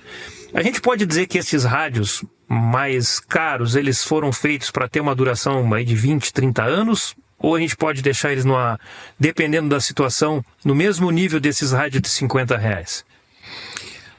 Vamos começar no termo inicial, obsolescência programada. Bom, isso não é novo, isso é bem antigo.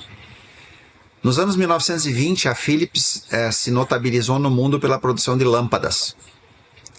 A Philips produzia uma quantidade incontável de lâmpadas nos anos 1920, e não só ela, outras empresas também, outras empresas muito importantes na história da eletrônica clássica. Mas chegou um momento em que eles notaram que as lâmpadas duravam muito. As lâmpadas não podiam durar tanto. Tinha que diminuir o tempo de vida útil das lâmpadas, porque senão não vendia lâmpadas. É simples assim. É uma lógica de mercado. É como, por exemplo, você falou da Motobras, que agora lançou um óculos Motobras. Eles têm que fazer isso. Então, por mais que a gente não concorde, que a gente possa tecer críticas, é uma questão de sobrevivência. Talvez se a Companheiro tivesse diversificado sua produção desde o início, feito outras coisas, sei lá, fones de ouvido, carregadores de celular, ou qualquer outro nicho que ela conseguisse fazer de alguma forma, talvez ela não tivesse fechado. Então, uma coisa é a nossa paixão pela engenharia eletrônica e pelos nossos rádios e pelos nossos equipamentos eletrônicos. Outra coisa é a sobrevivência da empresa. Por exemplo, se você estudar a história da Philips, você vai notar que a Philips só sobreviveu e hoje não existe, praticamente não existe mais como marca comercial, mas ela existe ainda assim produzindo com outros controle acionário, inclusive com controle acionário na China, mas ela produz equipamentos médicos fantásticos. Ela produz eletrodomésticos e eletroeletrônicos fantásticos. Por exemplo, o meu barbeador Philips eu não troco por nada. O meu barbeador Philips é maravilhoso, é o melhor que tem. A minha Air Fryer da Philips, e eu comprei a Philips de propósito, e é cara, tinha outras de outras marcas, eu já comprei a Philips porque eu sabia que se eu comprasse uma Philips, eu teria mais longevidade. Eu não sei se vai durar 20 ou 30 anos, provavelmente não. Porque o que é a obsolescência programada? Vamos lá, eu vou tentar explicar. Vamos voltar a 150 anos na história. Agora nós estamos aí por volta de 1850. Em 1850, praticamente não existia nada do que nós temos hoje de tecnologia. Ou será que existia? Vamos pensar. Será que em 1850 existia uma coisa simples, muito simples, um vaso sanitário? Eu não lembro bem que época foi inventado o vaso sanitário, depois você pode complementar aqui no vídeo colocando uma legenda. Mas se não me engano não tinha. Se não me engano em 1850, ou a gente por segurança poderia voltar a 1800 talvez. Se não me engano em 1800, a pessoa mais rica da Terra não tinha um vaso sanitário simplesmente porque não tinha sido inventado. O que eu estou querendo dizer com isso?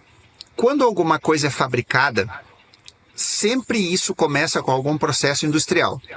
Por exemplo, eu imagino que você comprou esse seu microfone porque ele é um microfone profissional. Eu não entendo de microfone. Esse microfone a tecnologia dele é do início dos anos 50. Que legal. E é um microfone profissional que provavelmente não custou barato. Não. Por que ele é um microfone profissional que não custou barato? Pelo mesmo motivo que o Texan PL...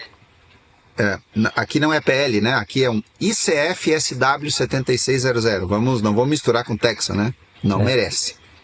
Isso aqui é muito melhor que Texan. Por que ele é o melhor de todos os tempos? Porque aqui não foi economizado recurso.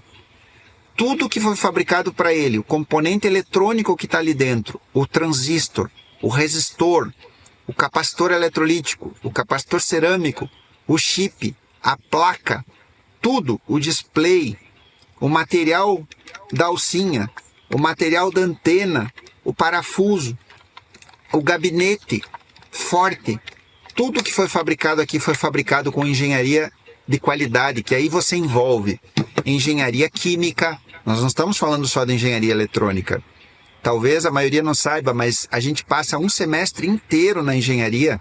Em todas as engenharias é assim, não importa se é mecânica, civil, elétrica, eletrônica. Eu vou falar da elétrica. A gente passa um semestre inteiro numa cadeira chamada engenharia de materiais. O que é isso? Se você pegar um transistor, por exemplo, que foi o próximo divisor de água na tecnologia do mundo depois da válvula termiônica, que praticamente substituiu as válvulas e revolucionou o mundo de tal forma que nós chegamos aqui depois da invenção do transistor, o que ele é? Ele é feito de um elemento químico chamado silício, e aí esse silício ele é dopado, e esse silício ele é um elemento da natureza.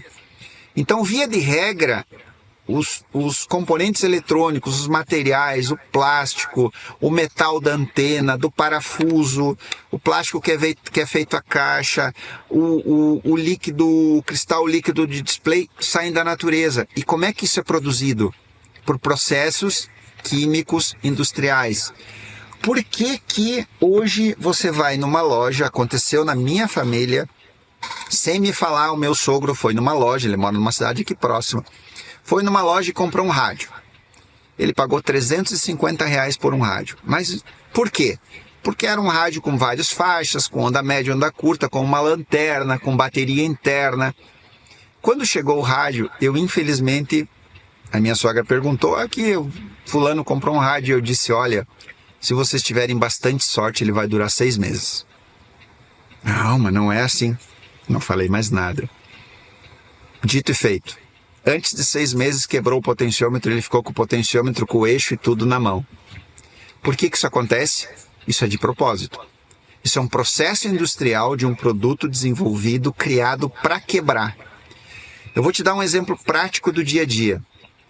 Potes plásticos para congelar comida e depois colocar no micro-ondas. Eu não sei se a maioria das pessoas sabe, eu não sou engenheiro químico, mas eu estudei um pouco de química da engenharia e sou muito autodidata também. Eu sou um excelente aluno. Quando um assunto, uma coisa me interessa, eu vou pesquisar. Ainda mais agora com a IA. Agora ficou maravilhoso, né? Você pesquisa tudo que você quiser agora. Muito mais rápido, muito mais fácil. Então, o que acontece hoje? É muito comum, a gente faz o almoço, sobra comida, você coloca no pote, você coloca lá na geladeira. Nem precisa colocar no freezer. O que faz de noite? Pega o pote lá do freezer, coloca direto no micro-ondas, esquenta e bota na mesa e dá para a família comer. O que eu faço? Eu compro os potes de marcas específicas. Por exemplo, eu já consegui, não estou fazendo merchandising, mas por acaso, eu encontrei potes da própria marca Brastemp. Então eles têm a garantia da Brastemp, que são potes para congelamento. Você vai congelar a comida, se for o caso, que a gente não congela, a gente só resfria, e vai colocar no micro-ondas e vai esquentar, e o pote não vai contaminar a comida. Lembra que ele é feito de plástico, de produtos químicos, e o que está acontecendo hoje? Eu tenho certeza, se você for na sua cidade, você vai achar um número incontável de lojas, dessas lojas que a gente chama tudo por R$1. Era tudo por R$1, não é mais. Agora R$1,99, né? R$1,99, agora é R$10,99, depois é tudo por R$7, depois é lojão não sei o quê, lojão disso, lojão daquilo. E tem uma quantidade incontável de potes de plástico para vender nessas lojas. Potes, copos, garrafas, acho que se chama squeeze, se não me engano, né? Aquelas garrafas que coloca. Todo esse material não tem nenhuma garantia que não está contaminando os alimentos. Por quê? Porque foi a forma como ele foi fabricado. Então, quando você fala de obsolescência programada, você tem que se dar conta que o interesse global hoje, não é o interesse do Brasil, o interesse global é produzir equipamentos, é produzir coisas, é produzir, sei lá, potes de plástico que vão quebrar, que vão dar problema, que vão rachar, que vão... Não importa se contamina a comida. O fabricante chinês que faz esses potes que vai para essas lojas, que as pessoas botam comida e congelam e depois botam no micro-ondas e contamina a comida que elas estão comendo com aquele produto químico, o fabricante não está nem aí para isso. O fabricante do rádio que meu sogro pagou R$350, ele não está nem aí se vai quebrar o potenciômetro, não importa isso para ele, não faz diferença. O interesse dele não é o mesmo interesse seu. Então, se você quer ter um produto de qualidade que vai durar o máximo de tempo possível, eu sempre digo para minha esposa, aqui, num lugar de etnia italiana, o italiano, acho que a maioria sabe, né? O italiano tem uma fama. Aqui tem um rio muito grande chamado Rio Uruguai. Ele é gigantesco. Ele não nasce nem no Brasil, para você ter uma ideia. Aqui tem a fama, o italiano, de que se você colocar é Sonrisol que se falava na época, né? É um comprimido para dor de cabeça. Se você colocar um Sonrisol na mão do italiano e mandar ele fechar, ele atravessa o rio e volta e te entrega o comprimido sem molhar. Então, é uma cultura do lugar e eu sempre digo para minha esposa, não compra coisa barata. Desconfia. Aconteceu hoje de manhã. A gente estava tomando café, em torno de 5 e pouco da manhã, ela me disse assim, uma colega do trabalho, a professora me deu uma dica, compra uma cafeteira francesa, que faz um café diferente e tal, e tem para vender no Shopee. Ela me mostrou assim, daí eu perguntei, tá bem, quanto custa? R$25. Aí eu fui na inteligência artificial e coloquei cafeteira francesa. Apareceu as cafeteiras que tem para vender ao redor do mundo, no eBay, enfim. E a mais barata que eu achei no eBay custa R$95. Eu disse para ela, mas como? Como que uma coisa aqui custa 95, lá custa 25? Alguma coisa está errada. Então talvez uma das formas que você tem de dar uma filtrada nesse assunto de obsolescência programada é isso. Dá uma olhada no preço. Não tem mágica. Não existe milagre. Não tem como. Se você tem uma engenharia por trás daquele produto e o produto tem um valor agregado e tem uma marca de qualidade que está muito difícil em 2025, como o Philips, por exemplo, que eu falei, né? Mas você não vai mais encontrar, por exemplo, um televisor Philips, você não vai mais encontrar um rádio Philips, né? Então, talvez o preço seja uma das formas da gente se proteger um pouco disso. Eu vi alguns rádios que estão sendo vendidos Panasonic, que mostram que são feitos na Malásia. Está na mesma linha de qualidade desses rádios? É bem complicado, Fábio. É uma pergunta difícil de responder, bem difícil de responder, por causa da situação que a gente se encontra, né? Por exemplo, eu tenho um amigo muito querido, muito inteligente, já tem uma idade, ele tem 67 anos, e ele só compra produtos Samsung. O celular dele é Samsung, a TV dele é Samsung. Samsung é a marca que ele gosta. Eu já não gosto de TV Samsung. Eu tive experiência ruim com TV Samsung. Então hoje, se eu vou comprar, eu compro uma TV ou LG ou AOC, que são as que tá funcionando melhor na minha opinião. Na minha casa é tudo LG. Pois é, então, e na empresa que eu trabalho, que é uma empresa de tecnologia, a empresa usa muitos televisores. Eu estava fazendo uma estatística algum tempo atrás, a empresa tem mais de 60 televisores instalados, funcionando 24 horas por dia. E a marca que mais está se comportando bem é a AOC nesse momento. E aí, se a gente olhar canais, aí tem outros canais de colegas técnicos mais veteranos, que trabalham com televisão a vida toda, que se dedicaram a isso, que ainda consertam televisão. Eles são quase unânimes de dizer assim, olha, não é mais a marca. Tem um bom fator aí de sorte, que é uma coisa que não significa nada, né? O que significa sorte? Sei lá, nada. Uma loteria? Então, mas eu tenho tido uma experiência melhor. Eu sinceramente não sei se essa Panasonic é realmente, mas eu tenho uma habilidade que pode ajudar. E eu uso isso profissionalmente, tanto na engenharia, na empresa que eu trabalho, como uso aqui no museu quando eu tenho que fazer alguma análise, que é a habilidade do seguinte: me mostra a placa eletrônica de alguma coisa e eu te digo se isso tem qualidade ou não. Porque eu desenvolvi essa habilidade, é uma habilidade empírica, isso não é só conhecimento teórico. Eu desenvolvi essa habilidade graças aos anos de bancada e graças ao conhecimento dessa eletrônica clássica. Eu consigo analisar uma placa, por exemplo, vou te dar um exemplo prático, da vida agora, tá? Você precisa agora comprar um carregador de celular para o seu celular. Tem algumas marcas que não vem mais o carregador, se não me engano os da Apple já não vem mais com carregador, não sei os outros. Aí você vai numa loja, logicamente, você vai numa loja na sua cidade, se a compra for online, não tem o que fazer. Você está sujeito a comprar gato ensacado. Quando eu não conheço uma coisa eletrônica, eu prefiro ir numa loja, porque tem ainda lojas, pequenas lojas especializadas que vendem essas coisas. Gadgets, que acho que se diz, né? Que são fones de ouvido, que são carregadores de celular, essas coisas que fazem parte do nosso dia a dia. Então eu vou lhe dar uma dica agora sobre carregador de celular. Se você quiser minimizar o risco de comprar carregador de celular, eu tenho 2 dicas para você. A primeira, o peso. Não tem como fazer uma fonte chaveada de qualidade que não tenha peso. Precisa, porque ela precisa ter transformador ali dentro, ela precisa ter alguns componentes que são essenciais para te ter uma fonte chaveada de qualidade. Então essa é a primeira dica, o peso. E a segunda dica, o preço. Não compra preço. Não tem como você comprar um carregador de celular extremamente barato, igual lá a cafeteira francesa, e achar que ele tem qualidade. E no meu caso, é claro, o teste que eu faço, mas isso é muito particular meu, as outras pessoas talvez não vão conseguir fazer isso. O primeiro teste que eu faço, eu pego um rádio analógico, ligo na bancada e ligo o carregador do lado. E eu já notei que tem vários carregadores que dão muito menos interferência, geram muito menos ruído do que outros. Né? Tá certo. Agora voltando para uma... Aliás, tu já respondeu parte do que eu ia te perguntar agora. Né? Vamos falar do Mauro quando não está na área técnica trabalhando. Eu vi um vídeo teu, creio que já deve ter uns 5 anos, ensinando a fazer uma antena para ondas curtas. O Mauro, no seu dia a dia, é a rádio escuta ou só quando está trabalhando que faz as escutas? Eu respondo em partes, né? Eu aprendi um pouco, modestamente, da rádio escuta, eu aprendi graças à necessidade, né? Quando você precisa, você vai atrás, você corre, você estuda, você... Não, eu não sou rádio escuta, não sou especialista em rádio escuta. Por que eu fiz aquele vídeo das antenas? Porque as pessoas me pediam, a pessoa que eu fazia a restauração, ela pedia, qual antena tu recomenda? E eu, sinceramente, eu não sabia o que dizer.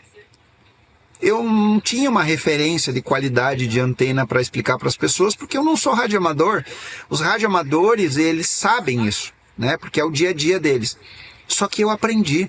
eu aprendi coisas muito legais, até com radioamadores. Inclusive, nos próximos dias, ou nos próximos tempos, não sei, dias, eu pretendo fazer um vídeo, um novo vídeo, como fazer uma antena Longwire, usando agora sim um balão específico que eu aprendi com um colega engenheiro que entende muito de telecomunicações, e usando fio. Ela vai ser uma Longwire, uma antena de fio longo com balão, e eu vou ensinar a fazer no canal, porque eu fiz aqui algumas experiências e ela se mostrou maravilhosa. Então eu não sou rádio escuta. Fora do museu, o que eu sou? A minha atividade profissional eu já comentei, eu sou engenheiro numa empresa, eu trabalho em horário comercial, de segunda a sexta-feira normalmente, né? E eu consigo, então, fora dos horários comerciais, entre 5 e meia da manhã, 7 e meia, 8 horas mais ou menos, consigo ficar na bancada do museu. E depois do expediente, eu volto em torno de 5 horas, 5h15, consigo ficar no museu até... Depende da época, porque a gente tem 2 crianças pequenas, então às vezes a esposa precisa de ajuda. E eu fico monitorando ela. Na verdade, a minha esposa é o meu termômetro. Quando ela me diz assim, eu não te vejo mais, aí eu dou uma diminuída. Porque normalmente eu fico no museu das 5h30 da tarde até 7 e pouco, 7h30, 8 horas da noite, até ela reclamar. Quando ela reclama, eu dou uma diminuída. E aí, paixão, continuo, né? Mas aí eu digo para ela, né? E eu já disse isso para outras pessoas. A esposa, ela precisa entender que o cérebro do homem é diferente do cérebro da mulher. O homem precisa ter suas caixinhas, né? E o museu, para mim, é a minha caixinha, é aqui que é o meu espaço. É aqui que eu me encontro comigo mesmo. Maravilhoso. Para encerrar, eu quero voltar a falar sobre o Museu da Eletrônica. Ele é aberto ao público? Se alguém querer visitar o museu, como funciona? Sim, é aberto ao público. Algumas pessoas perguntam, e tem a ver com isso, até houve um comentário interessante recentemente aí no vídeo, e a pessoa perguntou que marca que é a Ascumi, porque eu estou usando uma camiseta que eu fui presenteado, né? Uhum. Gentilmente eu ganhei de presente essa camiseta. Ascumi significa Associação Cultural Museu da Eletrônica. Ascumi não é uma marca. Ascumi vamos dizer assim, a especificação jurídica do museu, né? Associação Cultural Museu da Eletrônica. E por que uma associação? Uma associação é uma pessoa jurídica, ela tem um CNPJ, sim, mas ela não é uma empresa. Porque ela é um museu, uma organização sem fins lucrativos que objetiva a preservação da história. E no caso do Museu da Eletrônica, a preservação da história da eletrônica, né? Então, que é a Associação Cultural Museu da Eletrônica. Desculpa, eu perdi o início da sua pergunta. Da visita, se era possível visitar. Pois não. Sim, o museu, ele funciona em horário comercial, de segunda a sexta-feira. Sempre vai ter alguém aqui em horário comercial, porque eu tenho aqui o Natan, que é tá comigo aqui há algum tempo, um aprendiz, e ele ajuda nesses trabalhos de restauração, porque se tornou humanamente impossível eu ficar sozinho fazendo os trabalhos, né? E uma resposta muito importante também, que às vezes as pessoas perguntam e têm dúvida, o que eu faço com o dinheiro do museu? E como eu mantenho o museu? Exatamente com as restaurações.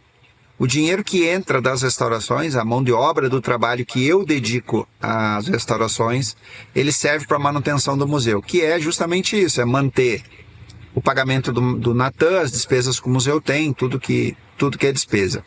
E esse é o objetivo, né? E o que eu almejo, né?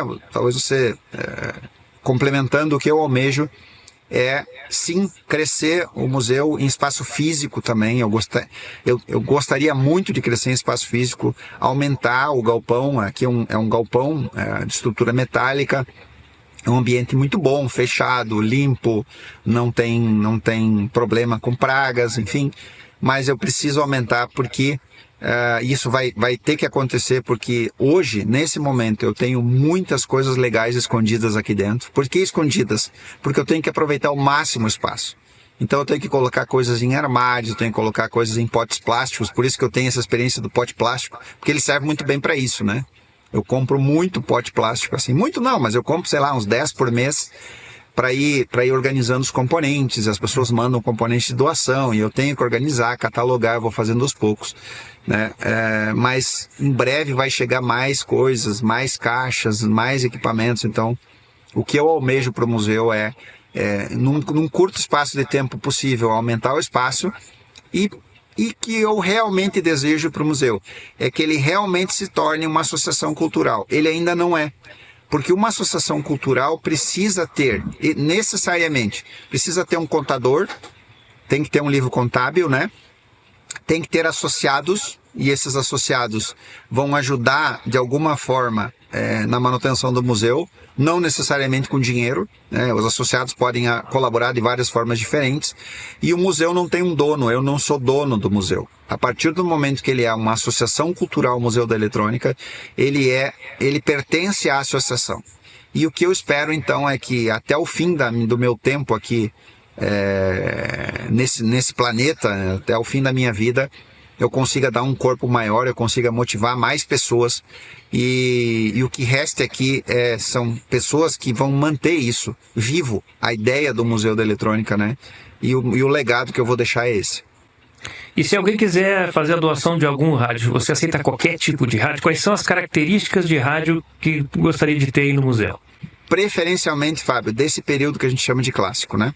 Rádios analógicos, preferencialmente. Até porque rádios DSP, como você mesmo falou, né? Eles são tão precários na questão de manutenção. Se a gente falar dos rádios do século XXI, tá bem difícil, né? Fora talvez os Texan, que ainda mantém uma relativa qualidade na construção, né? O mesmo X-Data, o meu X-Data eu tive que fazer reparo nele já. Ele tinha fragilidades ali na placa. Por exemplo, você falou que tem um PL880. Isso. O problema de entrar sujeira no encoder, isso não é uma coisa boa, porque a sujeira que está ali dentro, se você usa o rádio, ela pode causar dano ao encoder. Mas você tem que ter um cuidado muito grande de fazer essa manutenção no encoder, para não danificar ele, né? Porque ele não é exatamente um componente eletrônico que foi feito para dar manutenção, né? Uhum. A Texan, quando fabricou essa linha PL, ela já tinha essa intenção de troca, não troca, essa intenção de que as coisas têm um tempo de vida, né? Apesar de que vale a regra. Um Texan PL880 custa quanto hoje? R$2.000. R$2.000. Então, ele tem um valor agregado alto e, naturalmente, você tem um receptor de maior durabilidade, né? Sim, Perfeito. Aceitamos doações, sim. E como pode entrar em contato contigo? Tem um e-mail, alguma maneira de entrar em contato? Sim, os meus contatos na realidade são públicos, porque lá na descrição do canal do museu tem inclusive o meu WhatsApp lá. Perfeito. Tem e-mail, tem WhatsApp, pode colocar na descrição desse vídeo, não tem problema. Claro, eu já coloquei lá no WhatsApp Business uma mensagem de que eu respondo como eu posso, né? Eu recebo muitas mensagens por dia, muito mais do que a minha capacidade de responder, né? Mas sim, eu estou à disposição. Mauro, muito obrigado por ceder parte do teu tempo para esse bate-papo. Eu acho que todo mundo deve ter gostado. Eu gostei bastante, curti bastante. Aliás, você que está nos assistindo, coloque aqui embaixo nos comentários o que você gostou do bate-papo, o que você gostaria de comentar, talvez para uma próxima live. E siga o canal lá do Mauro, Museu da Eletrônica, está aqui na tela, aqui embaixo também. Eu vou deixar na descrição do vídeo o canal, porque é um canal muito bom. Tem ali muito valor para gente que quer, para quem gosta, para quem não gosta também, aprender alguma coisa. Eu, por exemplo, quando eu era jovem, eu comprava aquelas revistas Saber Eletrônica, Antena, mas eu não queria ser radiotécnico. Eu queria entender o processo de transmissão das antenas. Aí eu construí um transmissor, comprei a plaquinha, percloreto de ferro, desenhei lá com uma caneta retroprojetora e construí um transmissorzinho para entender o processo. Eu não sei de quem era, não lembro agora de quem era o artigo, era 2BD135 em push-pull na saída. E depois construí um multiplexador estéreo, quer dizer, nunca fui um cara para trabalhar com isso, mas quando a gente quer aprender, a gente aprende, né? Então, siga lá o Museu da Eletrônica, que eu tenho certeza que tem muita coisa boa para aprender. Valeu, Mauro, um grande abraço, quem sabe até a próxima. Fábio, mais uma vez, muito obrigado por essa oportunidade. Eu espero sinceramente que você tenha sucesso no seu canal, excelente canal. Espero que você continue motivado, continue crescendo e consiga fazer rádio escutas maravilhosas. Obrigado por você que assistiu, obrigado pelo seu tempo. E se você entendeu que alguma coisa do que nós falamos aqui faz sentido, compartilhe esse vídeo com mais pessoas. Faça criar aquilo que no século XXI se chama de engajamento, né? Que é levar boas ideias para as outras pessoas virem e assistirem os vídeos. Muito obrigado e até a próxima. Até mais.